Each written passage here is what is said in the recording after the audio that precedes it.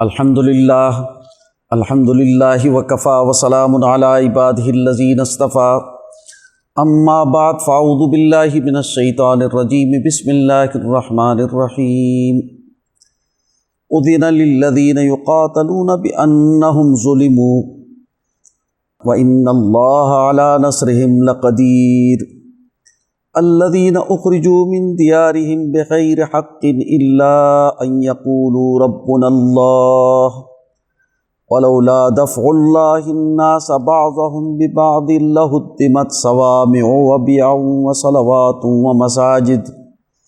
व मसाजिदु युज़करु फ़ीहा इस्मुल्लाहि कसीरा वलयंसुरन्नल्लाहु मन यंसुरुहु इन्नल्लाहा लक़विय्युन अज़ीज़ अल्लज़ीना इम्मक्कन्नाहुम फ़िल अर्दि अक़ामुस्सलाता व आतवुज़्ज़काता व अमरू बिल मारूफ़ि व नहौ अनिल मुनकर वलिल्लाहि आक़िबतुल उमूर सदक़ल्लाहुल अज़ीम। मास्ता सुपोणान दे द सूरह अल हज योसो आयात तिलावत कल पदी आयात मुबारका के द दीन इस्लाम यो मुकम्मल पैगाम वर्कड़े शवे दे। दीन इस्लाम अखपला गलबा वाड़ी अल्लाह ताला फरमाई व अंतुमुल आलौना इन कुंतुम मोमिनीन तासो गालिब यही कचरे तासो मोमिनानी दगा शान दे बबलजे के अल्लाह ताला फरमाई जद हुजूर सल्लल्लाहु अलैहि वसल्लम बिअसत द हिदायत व द किताबुन द नुज़ूल मकसद लियुज़हिरहु अला दीन कुल्लिही जिदा दीन पटोल दीनुनो और निज़ामुनो बांधे गालिब कोवल दी अगरचे मुशरिकान दान न ख्वखई नो दीन इस्लाम अखपला गलबा वाड़ी द गलबे मतलब सदे आम तौर बांधे चिकल द गलबे ज़िक्र कीगी नो दागे न मुराद दा गश्तले कीगी जो पे इस्लामाबाद बांधे अटैक हो कई और हुकूमत बांधे कब्ज़ा हो कई दा गलबा दा रोडू न ब्लॉक कई या दा मतलब अगश्तले कीगी जो इलेक्शन की वोटू न वाले अक्सरियत वाले बे कानून साजी हो कई दा पहला तरीका खो बिल्कुल गलत है और दा द्वेमा तरीका दा बेनतीजे दा मुंग द पाकिस्तान न मख के नवाले तर ओ सपूरे इलेक्शनों न वीनू और ददी इलेक्शनों न यो नतीजा न राउजी बल्कि दा खबर खुडेरा वाज़ेह है शुआ कि दा हमेशा द इलेक्शन न पहला द इलेक्शन फैसले शुई मुंग ला वोटू न अचूलिम दी चुदुई प बरतानिया के प लंदन की नी मुआहिदियों की औदा ते की चे मरकज़ के बदचा हुकूमती अपोजिशन बसू की कम सूबा बचाता मिलावीगी कम वजारतों न बचाता मिलावीगी कम गवर्नरशिप बचाता मिलावीगी बखपलों की दी अर्स ते की दी मतलब दा सोच इलेक्शन हम ड्रामा दा अगे नसा नतीजा न रोज़ी बल दा पार्लिमेंट चिकम दे दा दे सिस्टम ही सदा जिसो वाड़ी ची फेल शी अगर इलेक्शन की सवाली इलेक्शन चे दे अगर ढेर लोई सरमाए गेम दे और ढेर मोनोपलीज इजारादारियाने दा पदी के इन्वॉल्व दी इलेक्शन ख्वाला की चिदार चाह राय आज़ाद भी और हर चाहता द आज़ादी सर राय वर कोलो इख्तियार हुई दा इख्तियार को पख मुल्कों की निश्ता नन को पदी बांधे तजिया कीगी कि द अमरीकी इलेक्शन हम हकीकत के इलेक्शन न दे हम सलेक्शन भी ताकि फार्मूली दा से फिटकड़ी दी सर रियासतों आबादी ज़्यादा दी वोट कम दे सर रियासतों آبادی کمی دی ووٹ زیات دی او دا یو څو ریاستونه دي چې په هغې باندې ډیپینډ وي چې الیکشن به څوک ګټي او هلته هم د سرمایې ګیم دی. نو دا د یو غلام ملک دپاره پاکستان چې هغه د آئی ایم ایف، د فیټف، د ورلډ بینک، د پالیسیانو، د ډبلیو ایچ او، د ګیټ او د مختلف پالیسیانو تابع وي، نو د هغې نه دا توقع کول چې اب د پارلیمنٹ په ذریعې سره یو تبدیلی راولي، دا یو داسې خیال دی چې د دې امکانی شکلونه ډېر کم دي. بلکې که نن دور کې زه وایم چې امکانی شکلونه په دې طریقې سره په دې مروجه سسټم کې ناممکن دي، نو دا به غلطه نه وي. اوس کله چې دین خپله غلبه وغواړي، اوس د دې بنیادی نظریه څه ده؟ قرآن مجید دې آیتونو کې د دین د دې نظریې وضاحت کړی دی چې د هغه سیاست، د هغه جدوجہد او د هغه جهاد، د هغه بنیادی مقصد هغه د مظلوم مدد دی. الله تعالیٰ فرمائی اذن للذین یقاتلون بانہم ظلموا، چې کم خلکو باندې جنگ مسلط شو او دوی مظلومان وګرځېدل، نو دوی ته د دې خبرې اجازت دی چې دوی دی د دې ظالم خلکو خلاف، قابض خلکو خلاف هغه جنگ وکړي، قتال دی وکړي. نو د جهاد او د جدوجہد مقصد مظلوم انسانان د ظلم نه آزادول، کمزور خلق او قومونه د قرضو نه آزادول او غلام ملکونه آزادول، هغې دپاره جدوجہد. اسلام د ټول مظلومانو نمائنده دی. قرآن مجید کې الله تعالیٰ فرمایل چې دې مظلوم خلکو ته، دې ظالم خلکو خلاف د جهاد او د قتال حکم یا اجازت ملاو شوی دی. ان اللہ علی نصرهم لقدیر. اوس په ذهن کې دا خبره راځي چې مظلوم خلق خو همیشه کمزوري، ظالم خلق په طاقت کې وي او ظالم خلقو سره وسایلم ډیر وي، دا مظلومان خلق کرش کی. نو که دوی جدوجہد وکړي، قربانیان ورکړي، نو آیا دا ممکنه ده چې دوی به غلبه حاصله کړي؟ الله تعالیٰ فرمایي چې وَإِنَّ اللَّهَ عَلَى نَصْرِهِمْ لَقَدِيرٌ. الله تعالیٰ د دوی مدد کولو باندې قادر دی. چې الله رب العالمین د چا سره وي او د چا مدد کوي، د دنیا لوی لوی طاقتونه هغه د دې مقابله نشي کولی. الله تعالیٰ دویم ځای کې فرمایي کم من فئة قلیلة غلبت فئة کثیرة بإذن الله والله مع الصابرین. څومره واړه جماعتونه دي چې الله تعالیٰ په لوی لوی طاقتونو باندې دوی ته غلبه ورکړه او الله تعالیٰ د صبر کوونکي خلکو سره دی. نو صابر جماعت چې په اعلی نظریو نصب العین باندې ولاړ وي، په دین باندې د دوی استقامت وي، هغه دینی جماعت چې د هغې وضاحت د دې آیتونو په آخر کې شوی دی. الذین ان مکناهم فی الارض، کچره دوی ته په ځمکه کې حکومت او طاقت ملاو شي، غلبه ملاو شي، نو اقاموا الصلاة، دوی به مونځ قایموي، وآتوا الزکاة، او د زکات نظام به قایموي، وامروا بالمعروف، او د معروف امر به کوي، حکم او د هغې سسټم به قایموي، ونهوا عن المنکر، او د منکر خلاف به قانون سازی کوي، سسٹم به جوړي. څلور خبرې کړي دي او دا ویلي چې الذین ان مکناهم فی الارض، که دوی ته تمکین فی الارض ملاو شو. دا تمکین فی الارض چې کوم دی، دا د قرآن مجید اصطلاح ده. د دې نه مطلب دا چې حکومت، طاقت، اختیار دا د دوی لاس ته راشي، چې دوی پوره اختیارمند شي.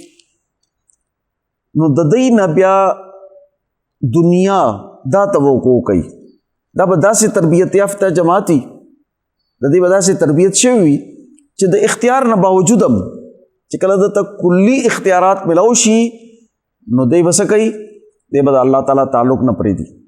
اقاموا الصلاة مونځ به قایموي.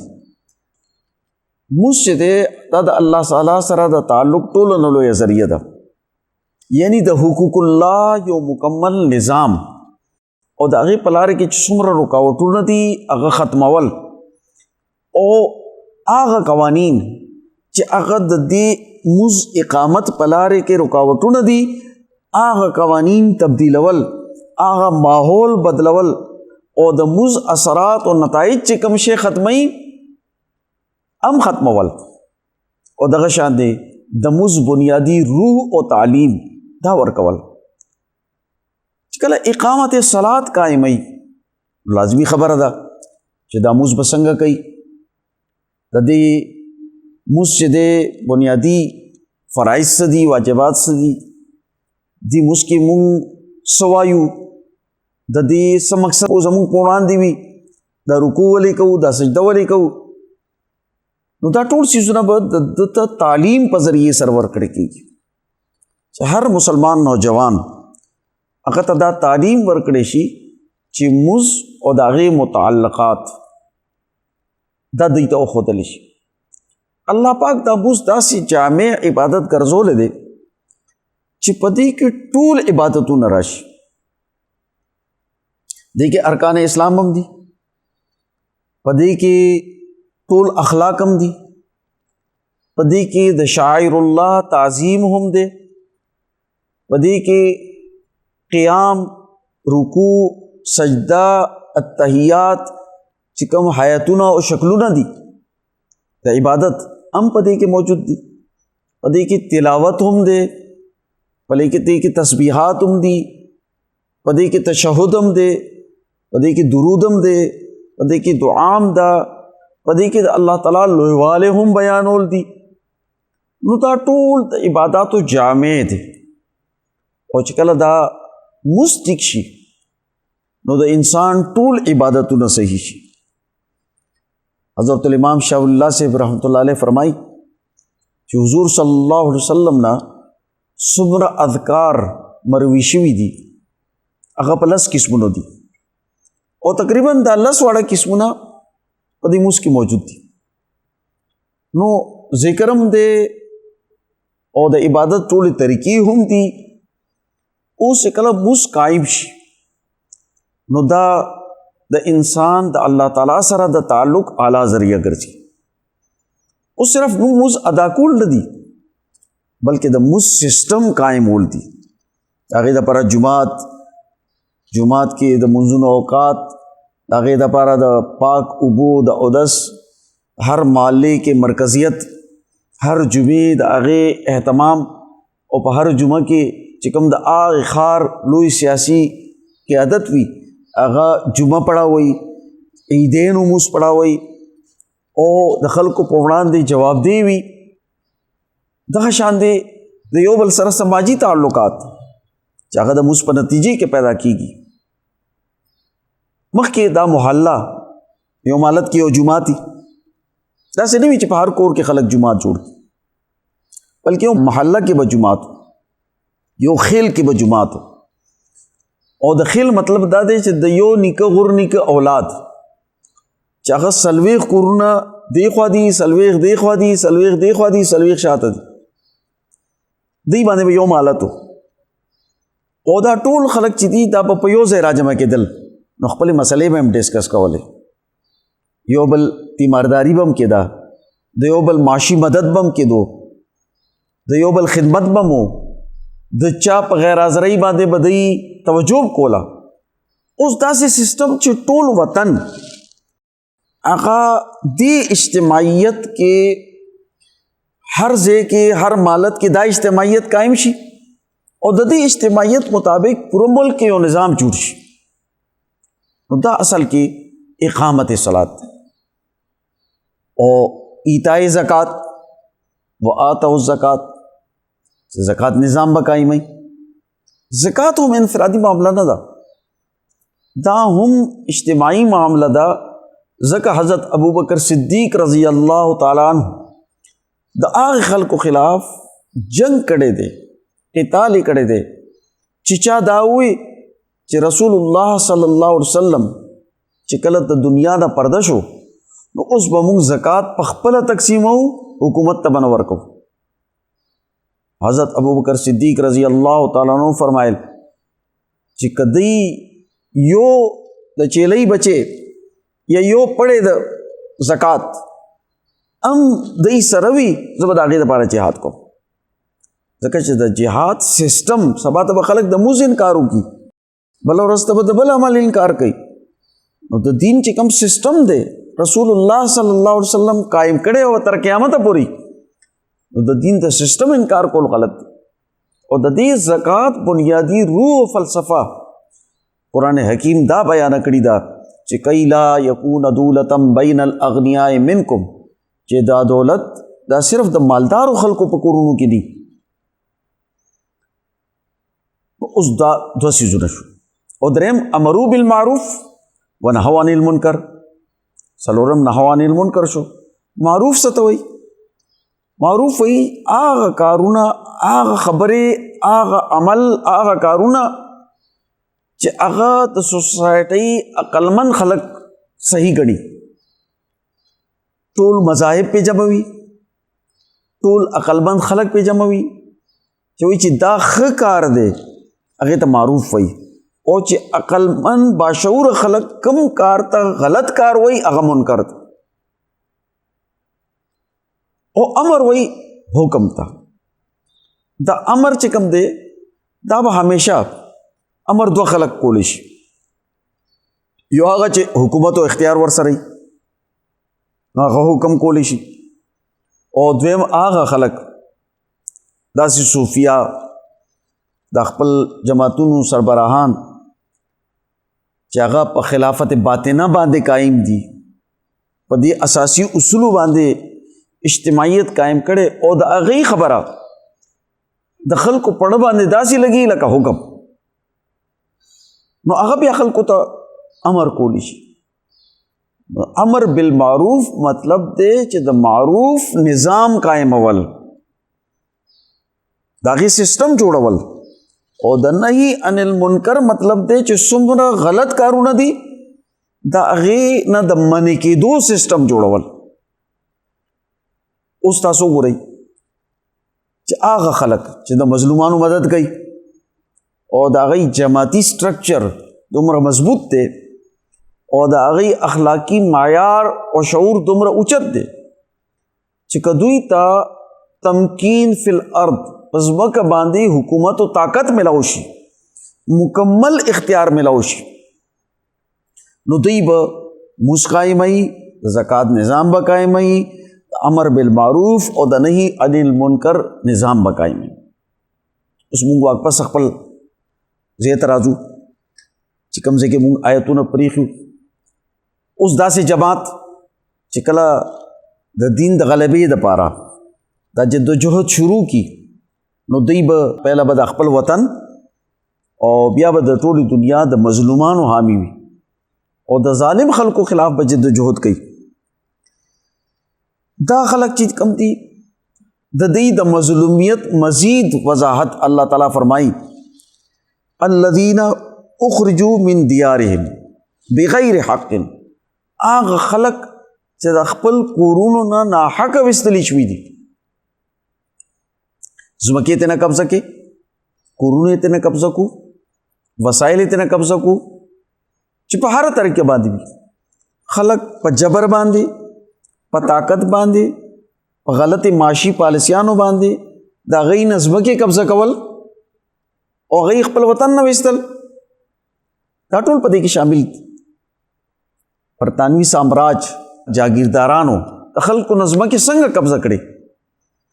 دا جاگیرداری نظام په هندوستان کې پهله نو، دا چې کله ایسٹ انډیا کمپنی راله نو دلته جاگیرداریت فیوډلزم هغه نافذ کو، او بیا د فیوډلزم په ذریعې سره د خلکو ځمکې د خلکو نه واغشتې او دی بیکور او بزمکو کل داغی طریقہ بداوا چې دی به ټیکسونه ولګول حکومت په ټیکسو لګولو ایسټ انډیا کمپنی او برطانیه او ټیکس به ډېر په جبر باندې وصولولو نو چې کله به دوی ټیکس نشو ورکولی چې ټیکس دومره زیات تا ولګولو چې هغه د پیداوار نه زیات وي نو خامخا چېرته نه بادا کوي نو دوی به بیا ځمکې د دې وډېرهګانو سره د دې جاګیردارانو سره د دې خانانو سره رهن کېښوي چې موږ چې فصل وشي تا ته به درکو او هغه به په سود باندې قرضې واخیستې او دا قرضې به بیا واپس کولی خو نه شوي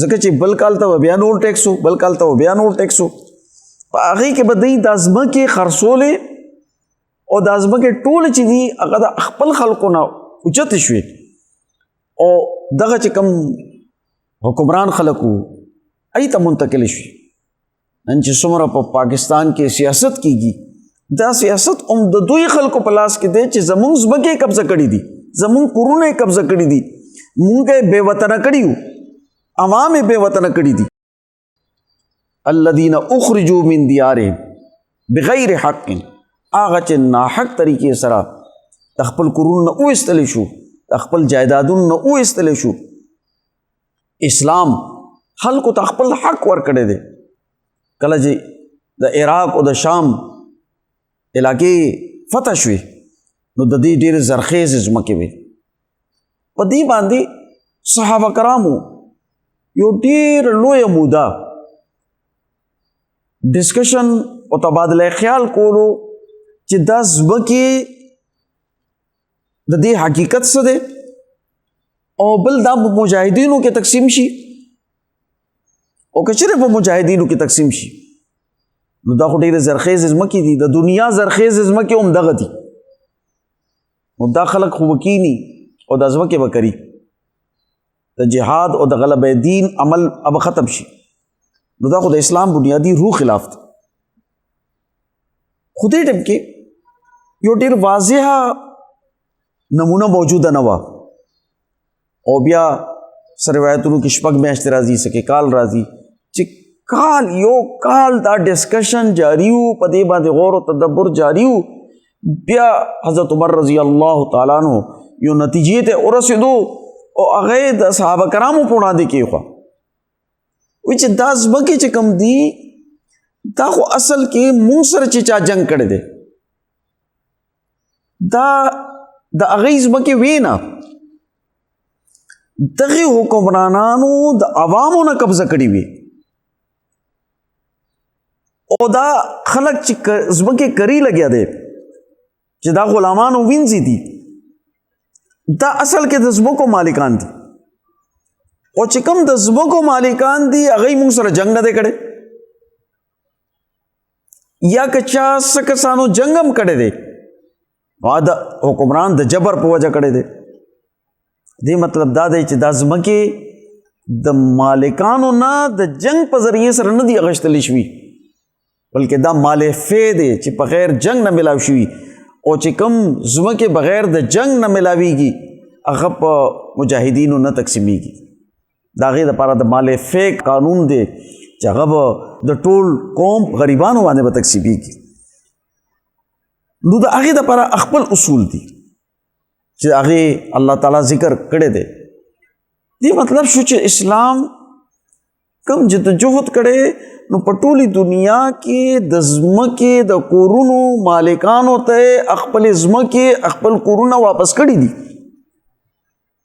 ای اختیارمند جوړ کړي دي په دې باندې د غلامۍ نه یې ویستي دي نو اسلام خو انسانیت ته چې دوی مسلمانان هم نو اوس د شام د عراق خلک مسلمانان خو نو خو ځمکې ورته واله کې او یو وړوکې غوندې ټیکس یې پې ولګولو چې دوی پیداوار وشي نو سالانه د دوی خراج ورکوي دې ته خراجي ځمکې وایي او دوی سره یو معاهده وکړه ځمکې به تاسو کوئ خو یو ټیکس مونږ ته راکوئ چې ډېر لږ ټیکس و ډېر خوشحال شو چې مونږ په خپلو ځمکو باندې په خپل علاقو باندې خپل کورونو کې کېناستو او یو ټیکس دی او دا یو طویل معاهده ده مالکانه حقوق سره وګڼئ چې مونږ په دې ځمکو باندې ناست یو نو اسلام خو خلکو ته د هغوی جایدادونه ځمکې واپس کړي دي، په هغوی باندې قبضه نه ده کړي.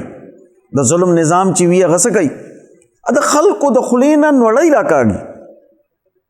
اوس نن خلک خندا کوي چې په نور خو تاسو ټیکس ولګولو، په اکسیجن به کله ټیکس لګوئ.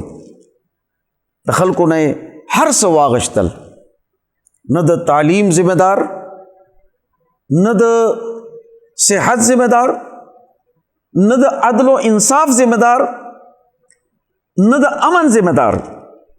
انسانی جان مال عزت په خپله ګټي، تا ته څوک تحفظ نه درکوي. نو چې کله ستا تحفظ نشته نو دې مطلب دا شو چې سسټم خپل کار نه کوي، او هغه سسټم د عدل په بنیاد باندې نه دی. او بل زمونږ سسټم خپلې فیصلې په ازادۍ سره کول هم نشي. هر وزیر اعظم دا خبره کوي چې موږ IMF سره خبره کوو، د هغې نه به اجازه تلو. وایي تاسو خود مختار ملک یې، نو IMF نه اجازت څه مطلب دی چې موږ باندې ډېره قرضه ده؟ واہ جی واہ، ډېره قرضه ده تاسو باندې. په امریکې څومره قرضه ده؟ 36 ټریلیون ډالر قرضه ده. په چین څومره قرضه ده؟ 15 ټریلیون ډالر قبضه ده. په جاپان څومره قرضه ده؟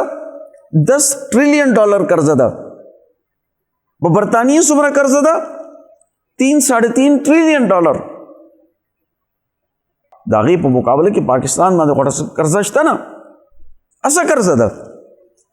او بل کدا قرضه ده نو IMF چې ته امریکې ته ویلي چې پتا باندې دا پابندیاں نه دي، ته بجلی ګرانه کا، ته ټیکس ولګوه په هر شیز باندې، ته د خلکو نه نړۍ والا. دا پابندیاں په جاپان باندې دي، دا په چاینا باندې دي، دا په یورپ، په فرانس، په جرمني، په برطانیې، چې دا ټول د IMF په قرضې کې دي. یو لوی قرضه د دوی په ذمه ده، نو په دوی باندې ولې پابندیاں نه لګوي؟ خو دوی آزاد ملکونه دي. پاکستان یو غلام ملک دی، او دا غواړي چې دا ملک ترقی ونه کړي. په دې بنیاد باندې په دوی باندې د قرضو بار همیشه دی غورځوي، او دوی پابند کوي چې دوی دې په خپلو خپو باندې ونه درېږي. نو دوی الذین اخرجوا من دیارهم بغیر حق الا ان یقولوا ربنا الله. د دې قصور څه دی چې دوی وایي چې الله زمون رب دی. رب څه ته وایي؟ هغه ذات چې هغه یو ذره، یو قطره، هغه مختلف مرحلونه تیر کی او یو کامل درجې ته ورسوي. ټول مخلوقاتو پلون کې د ټولو مخلوقاتو رب. نو چې الله رب دی، وسایل الله پیدا کړي، نو اختیار بیا د الله تعالی چلی، د بل چا اختیار په دې ځمکه باندې نه چلی. اوس دا خو د دنیا اختیارات چیلنج کول دي. نو چې کله ربنا الله وای او د ربنا الله نظام قائمای، دا خلق مخالف شي. د دې نظمکه او د دې وسایل، د دې حکومتونه، د دې طاقتونه، د دې رائے، د دې مذهبي ازادي، د دې قانوني ازادي، سماجی ازادي، دا ټوله ختمه کی او په دې باندې د ظلم او جبر نظام قائم کی. او کچره د دې ظلم او جبر خلاف خلکو کې شعور او بیداری پیدا شي، نو بیا د ای سر نورم سختی کوي، ځکه چې وسایل او اختیارات خود دوی په قبضه کې دي. الله پاک وایي ولولا دفع الله الناس بعضهم ببعض. کچره دا مزاحمتی نظریه نه وه، د څه خلکو په ذریعه څه خلک یې راوچتول نه، او دا نور خلک چې د دې په مقابله کې نه ودرول. مزاحمتی جدوجہد نه، دا مقابله نه وه چې مظلوم انسانان براپاسي او د ظالم طاقت حکومت او نظام به ختم کی، او د دې ظلم حکمرانی مستقل وه. د هغې نتیجه به څه وه؟ لهدمت صوامع وبیع وصلوات ومساجد. نو دا د عبادت چې کوم د ټولو مذهبونو د عبادت، د تعلیم، د تزکیه چې کوم مراکز دي، دا مراکز به د دنیا نه ختم شي، مذهب به د دنیا نه ختم شي. اوس الله پاک دلته کې چې کوم ټول لوی مذهبونه دي هغې ذکر یې کړی دی. پہلے صوامع یاد کړي. صوامع چې کوم دي دا د عیسایانو هغه خانقاهونه وو چې دوی به داسې ټوپي ودرول او په دې کې به یو کس یوازې ناستو او الله پاک سره به تعلق قایمول. وبیعن او ګرجې، دا ګرجه چې کوم دا د عیسایانو د عبادت ځای دی او د تعلیم ځای دی، مدرسې دي دا، ځکه د ګرجو تحت د اسکولونه هم قایم کړي، مشنري اسکولونه، نو دا د تعلیم مراکز هم دي. نو هغه ادارې چې هغې کې تعلیم ورکړی کېږي، تربیت ورکړی کېږي. او وصلواتن، صلوات وایي هغه ځایونه چې هلته کې د خدای عبادت کېږي، د عبادت مراکز. او د دې نه مراد مفسرینو د یهودیانو عبادت خانې اخیستې دي. و مساجدو او جماعتونه چې هغه د اجتماعیت مرکز هم دی، د عبادت مرکز هم دی، مسلمانانو د عبادت او د اجتماعیت مرکز.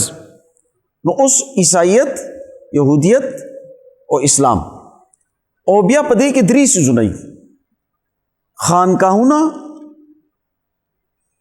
مدرسې، عبادتګاهونه او هغه اجتماعي مراکز چې هغې کې دا ټول څیزونه شامل دي، جماعتونه، دا ټول به ختم شي. لهدمت، لهدمت مطلب دی چې دا به منهدم کړی شي، د دې بلډینګ به ټول غزول شي، دې باندې به بلډوزر وګرځي، پې دا به بلډوزر کی ختم بشي. دا مذهب په د صفحه هستۍ نه ختم شي.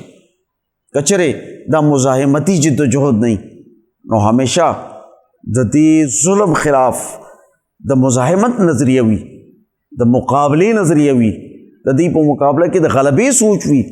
د غلبې سوچ نه بغیر یو نتیجه نه پیدا کیږي.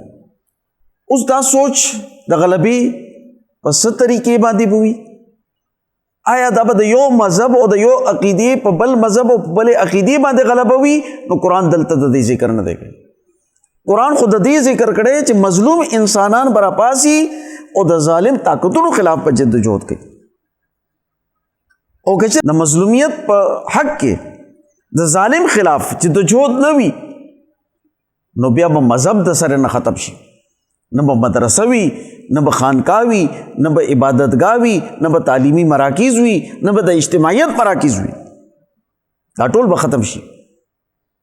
او تاسو وګورئ چې نن مراکز د خپل روح مطابق هغه شته نه، هم ختمېږي لګیا دی، پابندیانه لګ چې نصاب به د چې دی نو د امریکې نه راځي، د هغې خوښه ده چې کم تعلیم او کم نظام او کم نصاب دی ته ښایي، هغه کالج یونیورسټیانې وي، هغه مدارس وي، ذهن د ای طرف نه جوړېږي. اوس کله چې دی ذهن جوړوي نو د هغې نتیجه به صحیح. او بیا الله تعالی وضاحت کړی دی، ګوره اسلام چې دی هغه مذهبي جنګ نه غواړي، ځکه د دې ټولو عبادتګاهونو، د ټولو لوی مذهبونو د هغې مراکز ذکر یې وکړو او بیا وضاحت وکړو یذکر فی حسب الله کثیرا، چې په دې کې د الله تعالی نوم د کثرت سره اخیستل کېږي. دا خو د الله تعالی د ذکر مراکز دي، د الله تعالی د نوم د سربلندۍ مراکز دي. په خپل خپل دور کې د خپل خپل کردار ادا کړي. یو دور کې حضرت موسی علیہ السلام د دې مراکزونو انقلاب راوسته د یوشع بن نون په قیادت کې، بل دور کې حضرت عیسیٰ علیہ السلام حواریونو انقلابات راوستی. د دې صومو او د بیعون د مراکزونه، د اسلام د مرکز نه، د جماعت نه، د مسجد نبوي نه قومونو ته ازادي ملاو شوې ده. دا خو د الله تعالی د نوم د سربلندۍ مراکز دي. اوس په دې کې دا چې څومره مراکز هم دي، یذکر فی حسب الله کثیرا، په دې کې د الله تعالی نوم کثرت سره اخیستل کېږي، دا به ختم شي، دا به مسمار شي. وَلَيَنْصُرَنَّ اللَّهُ مَنْ يَنْصُرُهُ، الله تعالی د هغه مدد کوي څوک چې د الله تعالی مدد کوي. چې څوک د الله تعالی دین د غلبې جدوجہد کوي، د الله تعالی مرسته او مدد هم د هغوی سره. ان الله لقوی عزیز، بے شک الله تعالی قوی هم دی او زبردست هم دی. قوت و طاقت او غلبه هغه د الله تعالی سره ده، نو دوی ته بیا الله تعالی غلبه ورکوي. خو دا به هله کېږي چې الذین ان مکناهم فی الارض اقاموا الصلاة وآتوا الزکاة وامروا بالمعروف ونهوا عن المنکر، چې دې جماعت تربیت په دې څلور بنیادی خبرو باندې شوي وي او د دوی نه هغه پبلک عوام او خلق دا توقع کوي چې واقعتاً که دوی ته حکومت او اختیار ملاو شو نو دوی به دا څلور کارونه ضرور کوي. د دوی تربیت داسې وي، دې مطلب دی چې تر څو دوی نه دا توقع نه وي نو دوی ته تمکین فی الارض نه ملاویږي. د هغې دپاره به تربیت وي، جماعت سازی به وي، خو دا جماعت سازی دا به د مذهبي فرقواریت په بنیاد یا د لسانی فرقواریت په بنیاد باندې نه وي، بلکې دا به د ټولې دنیا د مظلوم انسانانو د حق دپاره وي. تاسو ګورئ چې حضور صلی الله علیه وسلم او جماعت صحابه هغه د مظلوم انسانانو دپاره جدوجہد وکړو. چې کله مکه فتح کوله نو دلته په ټول عرب کې مشرک عوامو او مشرک حکمران، څه مسلمانان چې هغه په مکه کې ډېر په کم تعداد کې وو، څه پټو، باقي مسلمانان په مدینه منوره کې. مکه فتح شوه، ټولو مشرکانو ته ازادي ملاو شوه، د هغې په نتیجې کې دوی ټولو اسلام قبول کو. چې کله په ایران حمله کېده نو د مظلوم مجوسیانو د ازادۍ دپاره دوی جدوجہد وکړو، ظالم مجوسیانو خلاف جنگ وکړو. هلته مسلمانان خو نه وو. د هغې نتیجه څه وه چې خلکو وګڼل چې زمونږ هم مذهبه هم نسل د یو علاقې خلک هغه مونږ لوټي او دا خلک رالو مونږ ته خپل حق راکوي، خپل ځمکې راکوي. دا خو ښه مذهب دی. نو دوی بیا دین هم قبول کو، اسلام هم قبول کو. چې کله دوی یورپ ته لاړو او کیسر روم خلاف د روم خلاف جنګ وکړو، جدوجہد وکړو، نو هلته عیسایانو یهودیانو او حکمرانان هم عیسایانو، نو د ظالم عیسایانو نه مظلوم عیسایان او مظلوم یهودیانو ته ازادي ورکول، هغې دپاره جدوجہد وکړو. او په هغې کې بیا چې کله اندلس فتح شو نو خلک مسلمانان شو، اسلام تعلیمي قبول کو.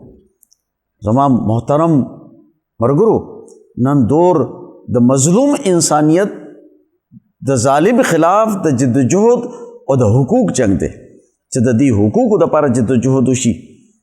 لکه دنیا کې چې کوم مظلوم قومونه دي او په هغه باندې د امریکې او د اسرائیل په شان دی چې کوم ظالم قوتونه دي، هغه د دې جان مال او عزت تباہ کول دپاره، د ځمکې قبضو کولو دپاره، د وسایل قبضه کولو دپاره حملې کوي او دغه مقصد دی.